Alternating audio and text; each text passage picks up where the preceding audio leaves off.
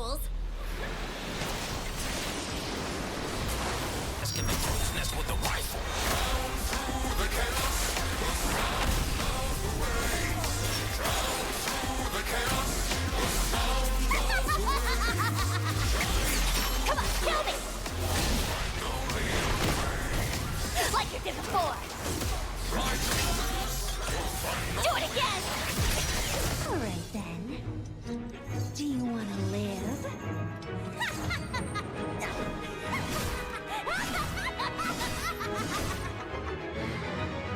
Anything new? I'm looking to be entertained. Nara, Heart Carver.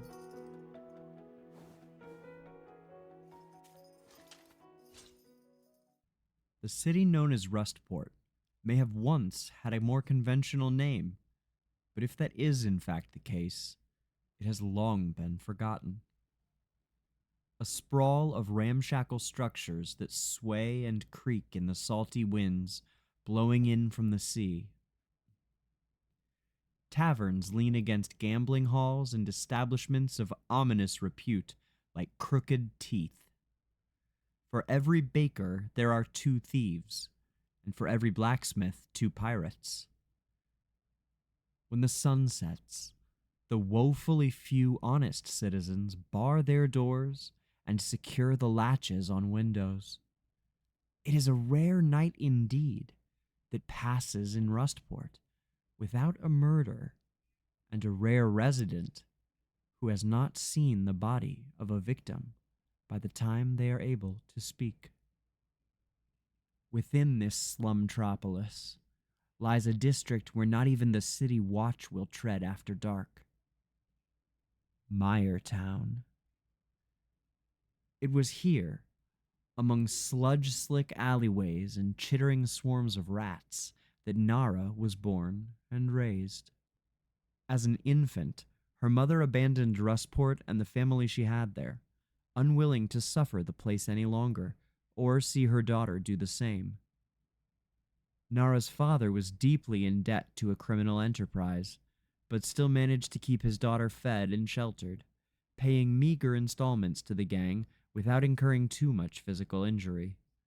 This continued for a long time, until Nara was 9 years old, and the criminals discovered that not only had her father not been paying as much as he could, but that he in fact had enough coins stashed away to pay off the entirety of his debt. After abducting and interrogating the debtor, a confession was pulled out. He had been saving the money to skip town and start a new life with his daughter, somewhere far away. Having what they needed, they disposed of him. A lesson to other would-be debtors. Orphaned, Nara was thrown out of the hovel she had shared with her father. She wandered the streets, stealing and scavenging to survive. Every day was a fight for survival, and Nara quickly became callous and mistrustful. The other people on the street were simply targets or hazards, and she began to lose any sense of warmth or compassion she once had. The people she did engage with were invariably others like herself, orphaned children and runaways, getting by however they could. Eventually, she found herself at the head of a small thieves' guild alongside Sonja, the only other child who could match her abilities. They called themselves Whispers, for the faint whisper coins make on cloth when being picked out of pockets. As season after season blended into another, they subsumed the smaller child gangs until they were the largest network of thieves in the city. The size of their operation had grown tremendously until there was hardly a street corner in Rustport that didn't have a Whisper lingering, waiting for a chance to make a quick profit. Other gangs, of course, wanted in on the Whisper's turf at first, but Nara was quick to show that she was capable of much more than theft. After the initial disputes, those who didn't work for her stayed out of her way. After dominating the city's criminal underground while she was just a teen, she began to look at expanding her horizons. The most profitable market in Rustport certainly wasn't pickpocketing, even at the scale she commanded. Rustport had a bustling slave market, a plaza drowning in the noises of commerce and despair. Maulers slump in their chains next to wilders, men, and other peoples of Esperia. Here the only distinction is between master and slave. If she wanted to make the real money, she'd need a good ship and lots of manacles. The first expedition she attended personally, though she was well past that stage of her career in doing the dirty work herself, she wanted to oversee this new venture. She selected Azure Cove as her target, a patch of water lending access to the forests of the Wilders. What she didn't know was that Azure Cove had a new protector. When her ship sailed in, Cirrus, the elemental, sensed the malicious intent from the crew. In a single great wave, the ship was capsized, drowning all aboard. Nara's body sank softly to the bottom of the cove. Her story was over, it would seem. For days she lay there, the seaweed brushing against her pale, open eyes. Then, one night, the husk that had been Nara received the call. With a sickly flicker of green light, her eyes cast about the sea floor, and she stood, trudging toward the shore. If Nara was cruel and violent in life, she is far worse now. She takes great pleasure in the harm she can cause others, and does so as often as she can.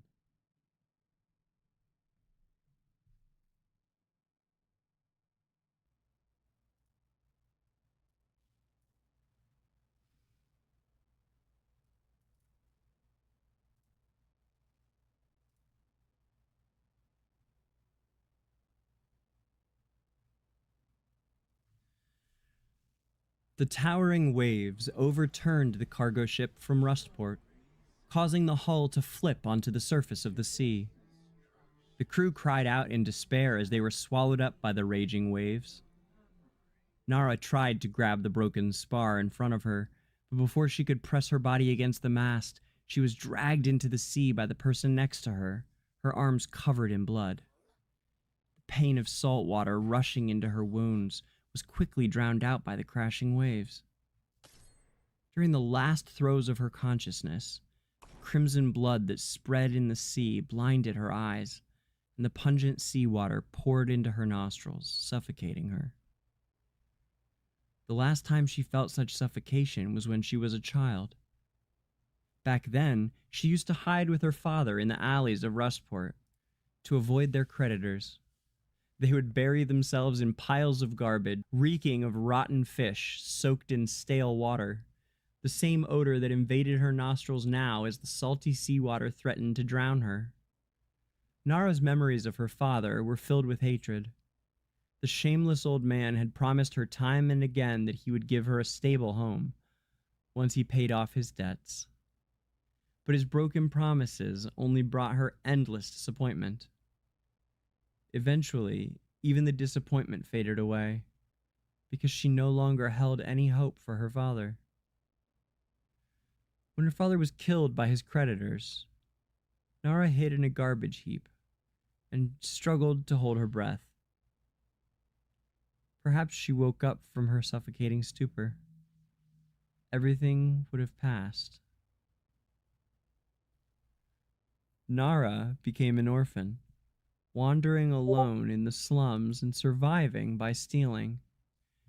Being beaten up black and blue was par for the course with her, and sometimes she even had to fight over scraps of food with wild dogs. She had lost all the innocence that she should have had at that age. Instead, she had to be cunning and even resort to deception to get a measly piece of moldy bread. Life was like a bone-chilling deep ocean, and except to hold her breath, she was helpless. She never harbored any hope for a rescuing hand to pull her out from the depths of the ocean. Not until Sonja appeared. The seawater no longer stung Nara's scarred skin like a sharp blade. She even felt a soft touch. She tried to open her eyes, but could only see faint dots no matter how hard she turned her eyeballs.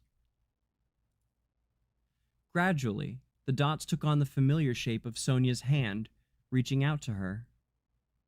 Their meeting began with a theft in a dark alley. Sonja, also an orphan, used to wander in the alleys of the slums before she met Nara. Sonja relied on her exceptional intelligence to secretly learn various knowledge that might benefit her. Compared to Nara's roughness, she seemed particularly cautious. After all, given her lack of agile physical skills, she could easily be caught, beaten, and perhaps even die from that. On that particular day, Nara, who was starving, went to a bakery in Rustport. Hunger made her clumsy and her mind dull. So much so that when she smelled the freshly baked bread, she almost lost her faculties and wanted to burst out from her hiding spot in the kitchen's corner and grab it right away. Even a piece of moldy bread was a delicacy that the homeless orphans in this stinking harbor could only dream of. Yet at that moment, such a slice of heaven was within Nara's arm's reach. When Sonja came across Nara, the latter was pinned to the ground by the shopkeeper, covered in blood and filth.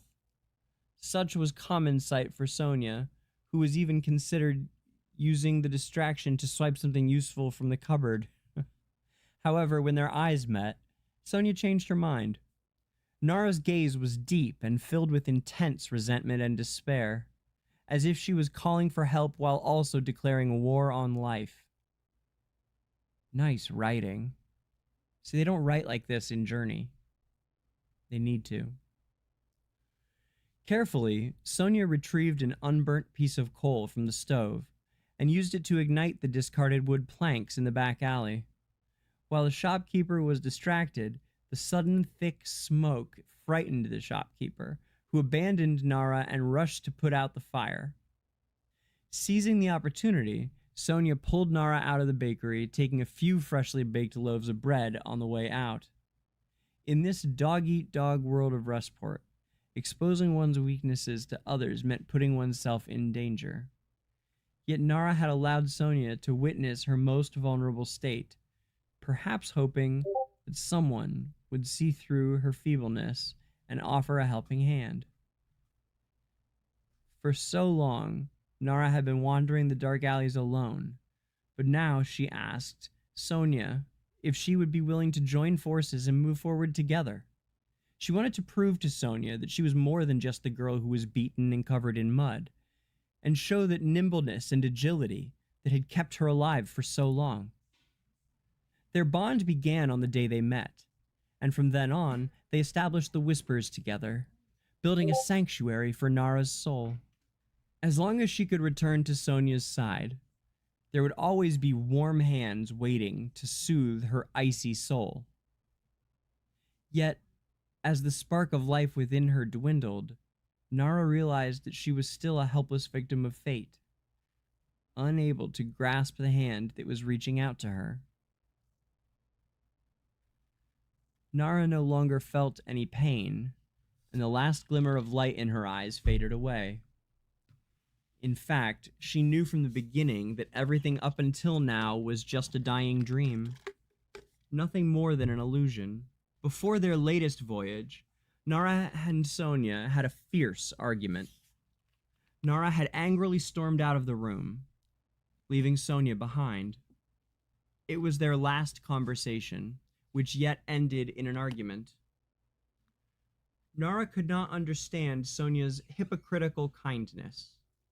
Perhaps as an intelligent person, Sonja had her own thoughts on the matter, while a reckless person driven by instinct like Nara could not weigh the pros and cons like her.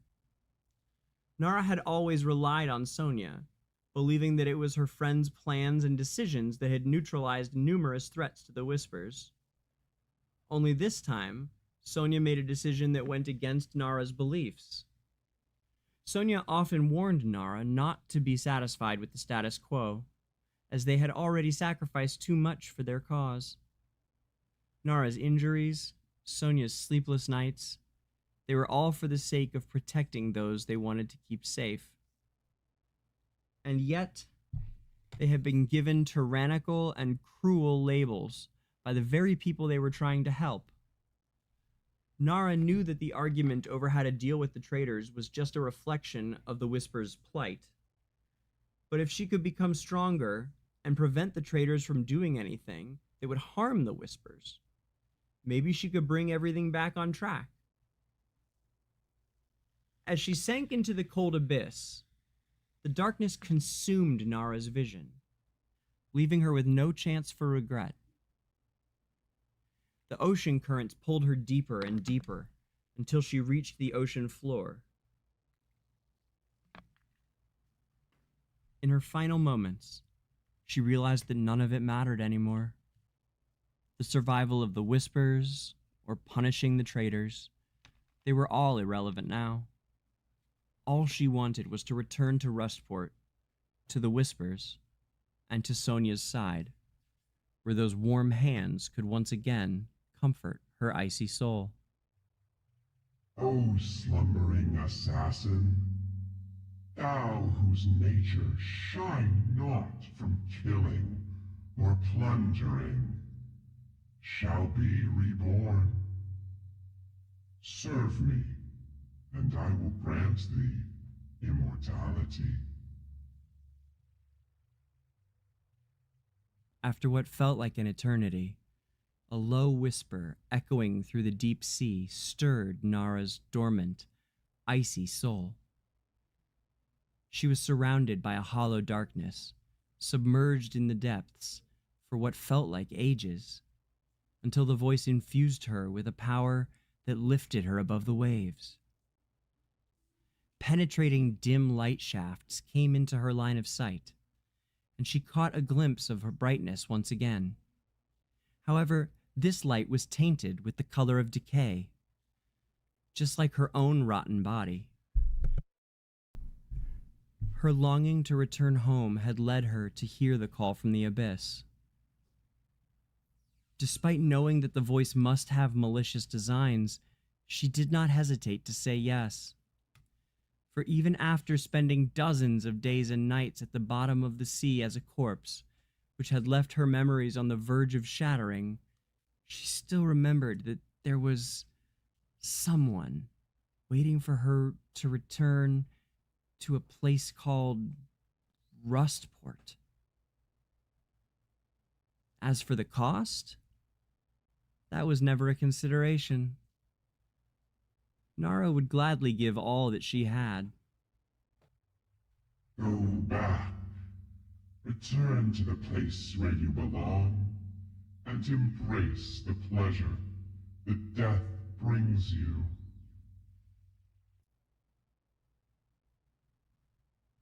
As her decayed body ascended from the seabed, her shattered hands regained strength. As she approached the sea surface, sunlight penetrated the dark water and shone on Nara's cold body once again. In a trance, she saw the blurry figure of an old acquaintance reflected on the surface, reaching out a familiar yet strange hand towards her. Without hesitation, Nara reached out and grasped at that hand. Yet there was nothing but air.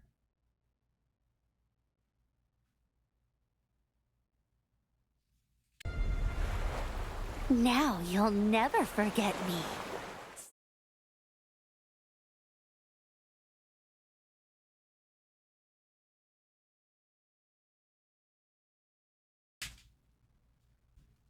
Oh, I do hope so, Rage.